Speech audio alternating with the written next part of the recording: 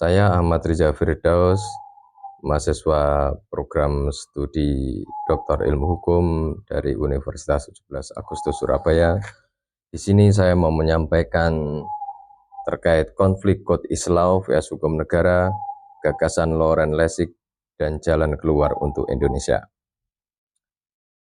Sebagai opening, di era digital ini hukum tidak lagi hanya bekerja melalui undang-undang, pengadilan, dan aparat negara. Hari ini perilaku manusia juga diatur oleh kode, oleh arsitektur digital, oleh algoritma, bahkan oleh sistem otomatis yang tidak pernah dipilih secara demokratis. Inilah titik berangkat gagasan besar Loren Lessig, Code is Law. Bagi Lessig, di ruang digital, kode bukan sekedar alat teknis, kode adalah bentuk regulasi. Ia menentukan apa yang bisa kita lakukan, apa yang dilarang, siapa yang bisa mengakses sesuatu, bagaimana transaksi berjalan, dan bagaimana perilaku dibatasi. Dalam arti itu, kode bekerja sebagai hukum. Tetapi, disinilah persoalan besar muncul. Kalau kode bisa mengatur manusia layaknya hukum, lalu di mana posisi negara? Dan jika sistem digital makin otonom, apakah hukum negara masih berdaulat? Apa yang dimaksud Lessig dengan Code is Law? Lessig tidak sedang mengatakan bahwa undang-undang menjadi tidak penting.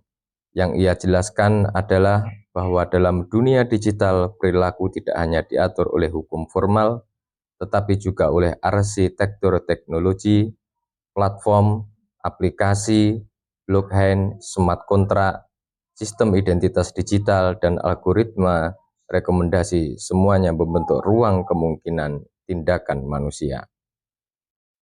Kalau pintu fisik dikunci, orang tidak bisa masuk. Kalau akses digital di program tertutup, orang tidak bisa masuk juga. Bedanya dalam ruang digital, kunci itu adalah kode. Karena itu, menurut Lessig, pertanyaan hukum di era digital tidak cukup berhenti pada apa isi aturan negara, tetapi juga harus bertanya, siapa yang mendesain arsitektur digital dengan nilai apa untuk kepentingan siapa dan di bawah pengawasan siapa. Ini penting karena kode sering tampak netral, padahal sesungguhnya ia membawa pilihan politik, pilihan moral, dan pilihan distribusi kekuasaan. Code is Law ke krisis kedaulatan hukum. Dalam perkembangan mutakhir, gagasan Lessig justru menjadi semakin relevan. Kita tidak lagi berbicara hanya tentang website atau software biasa, kita bicara tentang algoritma AI yang memprofilkan dan memprediksi. Platform digital yang menentukan visibilitas informasi, smart contract yang mengeksekusi transaksi otomatis, blockchain yang dirancang tahan intervensi, dan sistem keputusan berbasis data yang mulai merambah sektor publik dan hukum. Masalahnya, teknologi-teknologi ini cenderung menciptakan logika aturan teknis dieksekusi otomatis, tanpa dialog, tanpa interpretasi, tanpa nurani. Disinilah konflik dengan hukum negara menjadi sangat nyata. Hukum negara bekerja melalui penafsiran, asas kepatutan, itikat baik, keseimbangan kepentingan, dan diskresi manusia. Sebaliknya, kode bekerja melalui logika deterministik, if then, input, output, eksekusi otomatis. Sebuah kajian di Indonesia bahkan menegaskan bahwa smart contract dan infrastruktur digital seperti blockchain menantang hukum positif nasional karena sifat teknologinya yang kaku, immutable, dan otonom. Sementara hukum perdata Indonesia justru membutuhkan ruang untuk koreksi, itikat baik, dan pemulihan hak. Jadi, konflik utamanya bukan sekedar teknologi versus hukum, Konfliknya adalah antara determinisme teknologis melawan rasionalitas normatif hukum. Perkembangan terbaru, mengapa isu ini mendesak di Indonesia? Di Indonesia, problem ini tidak lagi teoritis, ia sudah muncul dalam beberapa lapisan sekaligus. AI dan otomatisasi keputusan. AI dan otomatisasi keputusan. Diskursus terbaru di Indonesia menunjukkan kekhawatiran bahwa AI mulai bergerak dari sekedar alat bantu administratif menuju alat yang berpotensi mempengaruhi pertimbangan hukum dan peradilan. Problem utamanya adalah black box, bias, dan automation bias, yaitu kecenderungan manusia tunduk pada rekomendasi mesin karena dianggap lebih efisien atau objektif. Padahal keadilan tidak identik dengan prediksi statistik. Keadilan sering justru hidup dalam pengecualian konteks dan kemanusiaan. Perlindungan data dan kedaulatan informasi.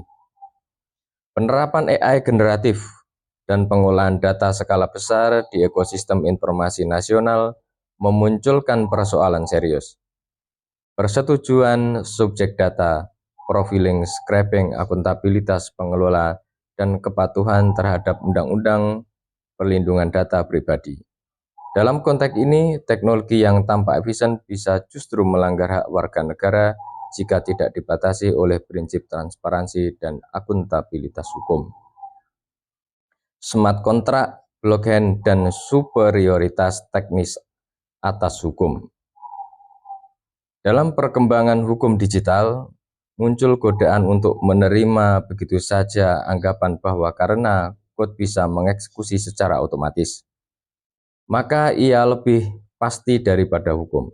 Tetapi justru disinilah bahaya code is law, dipahami secara ekstrim. Kajian akademik terbaru di Indonesia menunjukkan bahwa hukum positif nasional cenderung menolak doktrin bahwa kode dapat menggantikan hukum dan tetap menempatkan tanggung jawab pada penyelenggara, operator, atau subjek hukum manusia di belakang sistem digital. Artinya, Indonesia belum dan tidak boleh menyerahkan kedaulatan normatif kepada arsitektur teknis. Titik konflik pokok, mengapa code is law tidak bisa diterima mentah-mentah? Ada setidaknya 4 alasan mendasar. Pertama, kode tidak lahir dari prosedur demokratis. Undang-undang dibentuk melalui mekanisme konstitusional. Setidaknya secara formal dapat diperdebatkan, diuji, dikritik, dan diawasi. Sebaliknya, kode sering dibuat oleh korporasi, pengembang, vendor, atau komunitas teknis tertentu yang tidak memiliki legitimasi publik yang setara. Kedua, kode cenderung menyembunyikan kekuasaan. Algoritma sering tampil objektif, padahal ia memuat preferensi, asumsi, dan bias pembuatnya. Dalam sistem AI, problem ini menjadi lebih serius karena terdapat area yang sulit dijelaskan secara masuk akal kepada pihak yang terdampak. Yang ketiga, hukum membutuhkan interpretasi. Kode menolak ambiguitas. Hukum negara mengenal asas proporsionalitas, keadilan, kepatutan, dan pertimbangan keadaan konkret. Kode justru dirancang untuk menghilangkan ambiguitas agar bisa dieksekusi mesin. Keempat, hukum melindungi martabat. Kode mengoptimalkan fungsi. Dalam negara hukum, manusia adalah subjek yang memiliki hak, martabat, dan ruang pembelaan. Dalam sistem berbasis kode, manusia mudah direduksi menjadi data, poin, profil, resiko, atau parameter input. Bagian kelima, lalu apa jalan keluar untuk Indonesia? Kalau videonya ingin memberi solusi, maka solusinya tidak boleh parsial. Tidak cukup hanya bilang atur AI atau buat regulasi baru. Jalan keluarnya harus holistik, karena masalahnya menyangkut desain teknologi, kelembagaan hukum, budaya birokrasi, dan filsafat negara hukum itu sendiri. Solusi holistik untuk Indonesia. 1. Tegaskan prinsip Law Governs Code, not the reverse. Indonesia harus menegaskan bahwa semua arsitektur digital yang berdampak pada hak warga negara tunduk pada hukum nasional, hak asasi manusia, dan prinsip konstitusional. Kodenya boleh otomatis, tapi legitimasi normatifnya tidak boleh otonom. Dengan kata lain, kode boleh mengeksekusi, tetapi hukum negara tetap menentukan batas sahnya eksekusi. Kedua, terapkan prinsip human in command. Untuk sektor-sektor yang menyangkut hak dasar, peradilan, administrasi publik, kepolisian, kesehatan, pendidikan, keuangan, layanan publik, AI, dan sistem algoritmik harus diposisikan sebagai advisory tool, bukan decision maker. Gagasan ini juga mengemukakan dalam diskursus hukum Indonesia terbaru, terutama untuk mencegah dehumanisasi keadilan. Ketiga, wajibkan audit algoritma dan explainability. Setiap sistem digital yang mempengaruhi hak, kesempatan, atau status hukum seorang harus dapat diaudit, terdokumentasi, dapat dijelaskan dasar operasionalnya, dan memiliki mekanisme keberatan. Tanpa itu, warga hanya akan berhadapan dengan kekuasaan digital yang tidak terlihat tetapi sangat menentukan. 4. Sinkronkan rezim hukum digital Indonesia. Indonesia sudah memiliki fondasi melalui UU PDB, UU ITE yang telah diperbarui, aturan sektor jasa keuangan, dan rezim hukum kontrak, serta pembuktian elektronik. Tapi masalah utamanya adalah fragmentasi. Kita butuh satu kerangka nasional yang menyatukan perlindungan data, akuntabilitas AI, tanggung jawab platform, validitas kontrak digital, keamanan cyber, dan perlindungan konsumen digital. Kelima, bangun doktrin konstitusional digitalisme. Ini poin yang lebih maju. Indonesia tidak cukup hanya punya regulasi teknis, Indonesia perlu paradigma bahwa desain digital harus tunduk pada Pancasila, Undang-Undang 45, due process, perlindungan martabat manusia, dan keadilan sosial. Artinya, arsitektur digital nasional tidak boleh hanya efisien, tetapi juga konstitusional. Yang keenam, untuk blockchain dan smart contract, adopsi pendekatan off-chain prevails over on-chain. Dalam sengketa penipuan, force majeure, cacat kehendak, atau pelanggaran kepentingan umum, hukum negara harus tetap punya posisi korektif atas eksekusi otomatis. Kajian akademik Indonesia bahkan merekomendasikan pendekatan semacam ini agar supremasi hukum negara tidak dikalahkan oleh determinisme teknologi. Yang ketujuh, reformasi kapasitas hakim, legislator, dan birokrasi. Masalah digital bukan cuma soal kurang aturan, tapi juga kurang kapasitas institusi membaca logika sistem digital. Kalau negara tidak memahami arsitektur teknis, maka negara akan selalu terlambat. Karena itu, reformasi hukum digital harus diikuti pendidikan lintas disiplin hukum, filsafat teknologi, dan governance dan etika komputasional. Bagian yang keenam, posisi teoritis, apakah LASIK mendukung supremasi kode? Tidak. Membaca LASIK secara serius justru membawa kita pada kesimpulan yang lebih hati-hati. Code is law. Bukan ajakan untuk menyerahkan masyarakat pada kekuasaan teknolog, itu adalah peringatan bahwa kode telah menjadi instrumen regulasi yang nyata. Sehingga harus dilihat secara politis dan yuridis, bukan hanya teknis. Jadi, tafsir yang benar bukan karena code is law, maka hukum negara tidak perlu. Melainkan karena code berfungsi seperti hukum, maka ia harus ditundukkan pada prinsip-prinsip negara hukum. Ini inti yang sering hilang dalam perdebatan populer. Closing statement saya, Di Indonesia, tantangan terbesar bukan memilih antara teknologi atau hukum, tantangan terbesarnya adalah memastikan bahwa transformasi digital tidak berubah menjadi kolonisasi normatif oleh arsitektur teknis. Kita membutuhkan negara yang paham teknologi dan teknologi yang tunduk pada negara hukum. Kita membutuhkan inovasi, tetapi bukan inovasi yang menggusur akuntabilitas. Kita membutuhkan otomatisasi, tetapi bukan otomatisasi yang menghilangkan nurani.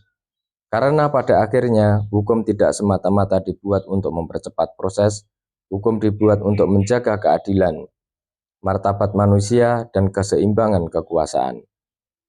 Penutup. Secara lebih mendalam, konflik antara Code is Law dan hukum negara sesungguhnya bukan konflik antara dua instrumen pengaturan, melainkan konflik antara dua epistemologi normatif. Di satu sisi, kode beroperasi melalui kepastian komputasional, tertutup, eksak, dan eksekutorial. Di sisi lain, hukum negara bekerja melalui penafsiran, legitimasi demokratis, koreksi etik, dan pertanggungjawaban publik.